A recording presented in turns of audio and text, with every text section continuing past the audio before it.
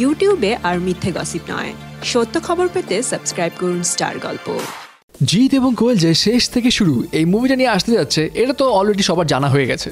ইতিমধ্যে এই মুভির লিড ক্যারেক্টার জিৎ, কোয়েল এবং রীতা ভারির লুক রিভিল হয়ে গেছে এবং এই লুক দেখে বোঝা যাচ্ছে একেবারে ট্র্যাডিশনাল কমার্শিয়াল মুভি, অর্থাৎ স্পাইসি মাসালাদার কমার্শিয়াল মুভি বলতে আমরা যেটা বুঝি তেমনটা মোটেও এই মুভি হতে যাচ্ছে না।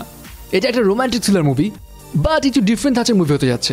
এছাড়া রাজ চক্রবর্তী তো বলেই দিয়েছেন এই মুভিতে আমরা জিৎকে এমনভাবে দেখতে যাচ্ছি যেমনটা এর আগে আমরা কখনোই দেখিনি। জিৎ এখানে তার লার্জার দ্য লাইফ ইমেজ ভেঙে ডিফারেন্টভাবে হাজির হবেন। এখন জিৎ এবং কোয়েল যে এতদিন পরে একসাথে হাজির হতে যাচ্ছেন এটা নিয়ে তো অলরেডি একটা বাজ রয়েছেই, বাট এখন কথা হচ্ছে তারা কি এই মুভি দিয়ে দর্শকদের যে এক্সপেকটেশনটা রয়েছে সেটা কি ফিল আপ করতে পারবে। কারণ জিৎ এবং কোয়েল জুটিকে আমরা কিন্তু যেভাবে দেখে আসছি সেটা হচ্ছে হার্ডকোর কমার্শিয়াল মুভিতে। এখন ডিফারেন্ট ধারার মুভিতে তাদেরকে দর্শক কেমনভাবে অ্যাকসেপ্ট করবে সেটা হচ্ছে দেখার বিষয়। যদিও কোয়েলকে আমরা দেবের সাথে ককপিট মুভিতেও একটু ডিফারেন্টভাবেই দেখেছি, আর ছবি দেখে বোঝা যাচ্ছে এই দুজনের ক্যারেক্টারই এই মুভিতে বেশ ম্যাচিউর থাকবে।